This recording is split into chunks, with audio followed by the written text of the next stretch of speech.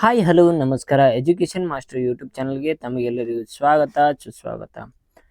ಇವತ್ತಿನ ಕ್ಲಾಸ್ ಒಳಗೆ ಏನು ಡಿಸ್ಕಸ್ ಮಾಡೋಣ ಅಂದ್ರೆ 2026 ಮೇಯಲ್ಲಿ ನಡೆದಿರೋಂಥ ಬಾಗಲಕೋಟೆ ಯೂನಿವರ್ಸಿಟಿ ಆ ಕ್ವಶನ್ ಪೇಪರ್ ನೋಡ್ರಿ.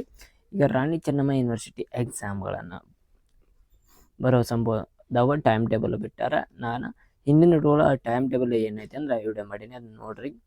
ಅದೇ ರೀತಿ ನಿಮ್ಗೆ ಹೆಲ್ಪ್ ಆಗಲಿ ಅಂತ ಇಂಪಾರ್ಟೆಂಟ್ ಕ್ವಶನ್ಗಳನ್ನು ಇಲ್ಲಿ ಮಾಡರ್ನ್ ಯುರೋಪ್ 1914 ಮತ್ತು 1990ರಲ್ಲಿ modern Europe history of archaeology, ಇದು BS6 ಸೆಮ್ದಲ್ಲಿರುವ NEP ಕ್ವಶನ್ ಪೇಪರ್. ಇದು ಯಾವುದಂದ್ರೆ NEP, SCP ಅಲ್ಲ, NEP ನೋಡ್ಕೊರಿ ಮೊದಲು. ಇಲ್ಲಿ ನಿಮ್ಗೆ ಹಲವಾರು ಮಲ್ಟಿಪಲ್ ಚಾಯ್ಸ್ 10 ಕ್ವಶನ್ಗಳನ್ನ ಅವುಗಳನ್ನು ನೋಡ್ಕೊರಿ, ಸರಿಯಾದ ಉತ್ತರಗಳನ್ನು ನೀವು ಬರ್ಕೊರಿ. ಅಮೆರಿಕದ ಪ್ರಥಮ ಮಹಾಯುದ್ಧದ ಪ್ರವೇಶಿಸಿದ್ದು ಯಾವಾಗ? ಯಾವಾಗ? 1917ರಂದು. ಇವುಗಳನ್ನು ಸರಿಯಾಗಿ ನಿಮ್ಗೆ ಮಲ್ಟಿಪಲ್ ಅಷ್ಟುಗಳನ್ನು ಸರಿಯಾದ ರೀತಿಯಲ್ಲಿ ನೋಡ್ರಿ. ಇಲ್ಲಿ ಎಷ್ಟು ಬರೀಬೇಕಂದ್ರೆ ಒಂದು ಅಂಕಕ್ಕೆ ಒಂದು ಮಲ್ಟಿಪಲ್ ಚಾಯ್ಸ್ 10 ಇರ್ತಾವ, ಪ್ರತಿ 10 ಇರ್ತಾವ. ನೀವು ಪ್ರತಿಯೊಂದನ್ನು ಸರಿಯಾದ ರೀತಿಯಲ್ಲಿ ನೋಡ್ಕೊರಿ. ಕ್ವಶನ್ ಪೇಪರ್ ಯಾವ ರೀತಿ ಐತೆ ಎಂಬುದನ್ನು ನೋಡ್ರಿ. ಅದೇ ರೀತಿ ವಿಭಾಗ ಬಿ ಅನ್ನು ನೋಡೋಣ. ಈಗ ಬಿ, ಈ ಕೆಳಗಿನ ಬೇಕಾದ 2 ಪ್ರಶ್ನೆಗಳಿಗೆ ದೀರ್ಘವಾಗಿ ಏನು ಮಾಡ್ಬೇಕಂದ್ರೆ ಉತ್ತರವನ್ನು ಬರೆಯಿರಿ. 10 ಅಂಕದ ಪ್ರಶ್ನೆಗಳಾಗಿರ್ತಾವ. 11ನೇ ಪ್ರಶ್ನೆ ಯಾವುದಂದ್ರೆ 1948ರ ಇಂಡೋ ಪಾಕ್ ಯುದ್ಧದ ಮತ್ತು ಪರಿಣಾಮಗಳನ್ನು ಚರ್ಚಿಸಿರಿ.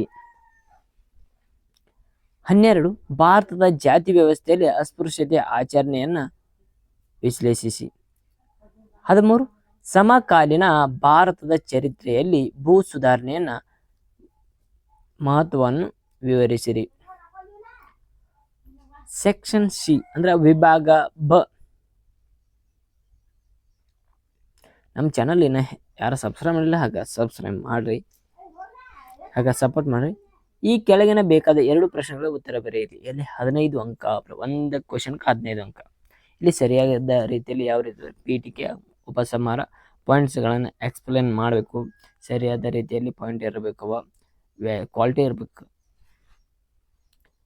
14, ಭಾರತದ ಸಂವಿಧಾನದ ಮೂಲಭೂತ ಲಕ್ಷಣಗಳನ್ನು ವಿಮರ್ಶನಾತ್ಮಕವಾಗಿ ವಿಶ್ಲೇಷಿಸಿರಿ. ಕನ್ನಡ ಮೀಡಿಯಂ ಐತಿ, ಇಂಗ್ಲೀಷ್ ಮೀಡಿಯಂ ಐತಿ, ನೋಡ್ಕೊರಿ.